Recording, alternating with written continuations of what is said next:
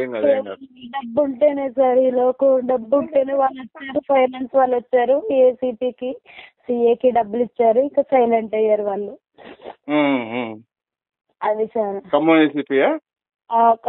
Crime branch ఏసీపీకి డబ్బులు ఇచ్చారు నిన్న వాళ్ళు.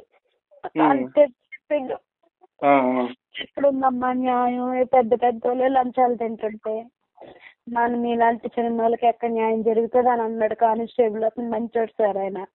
లేదు న్యాయం జరుగుతుంది. మీరు పోరాడండి. మీరు చావు ఆలోచన అనేది కరెక్ట్ కాదు, తప్పు. మీరు పోరాడండి. మీరు ఎంత దూరం పోరాడతారో అంత దూరం పోరాడండి. ఇల్లుంటే ఎక్కడైనా నేను పిల్లలను బతికించుకోగలను సార్. ఇల్లే నీడే లేకపోతే అన్ని నుంచి బతికించుకోగలను చెప్పండి. అదే మాట్లాడతాను నేను. మళ్ళీ ఒకసారి మా రిపోర్టర్ చెప్తా అక్కడ ఖమ్మం. తను రాసిన తర్వాత మళ్ళీ ఎస్పీ గారిని కలవండి. అవసరం అయితే మళ్ళీ డీజీపీ దగ్గరికి రండి. అంతేగాని చావు అనే ఆలోచన అయితే కరెక్ట్ కాదు, తప్పు.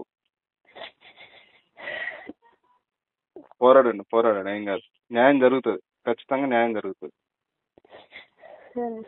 ఎందుకు పిల్లల జీవితం ఆవిడ చేయడం? అంత స్థలం ఉంది, అంత వాళ్ళు శ్రీ చైతన్య స్కూల్లో చదివిస్తారు. మా ఆయన మాకు ఇంట్లో ఉన్నా లేకపోయినా ముందు ఫస్ట్ నుంచి పిల్లగాళ్ళని ఇంగ్లీష్ మీడియం చదివించారు. మా ఆయన రోడ్డు వర్క్ చేస్తారు సార్ పాలవంచలో, జీవీఆర్ కన్స్ట్రక్షన్ లో ప్లాంట్ ఆపరేటర్.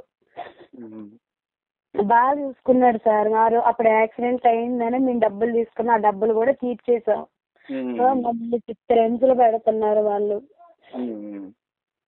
డబ్బులు తీర్చకపోతే సరే నేను దొంగను అవుతాను, డబ్బులు తీర్చి కూడా నన్ను ఇంత వేధిస్తున్నారు. అదేలే మరి 2 లక్షలకి 50 లక్షలు కట్టడం అంటే చాలా దారుణం కదా. ఎంత పీడిస్తున్నారు సార్ వాళ్ళు. నేను మళ్ళీ ఒకసారి ప్రయత్నం చేస్తాలేమ్మా. మీరు ఎలాంటి ఆలోచన ఏం పెట్టుకున్నారు? ఒకసారి చూడండి సార్. ఆ పిల్లలు చూస్తే జాలనిపిస్తుంది నాకు. అదేమ్మా అదే చేద్దాం. చేతనేం చేద్దాం. పోరాడండి. మళ్ళీ నేను నీకు ఫోన్ చేస్తా. సరే సార్.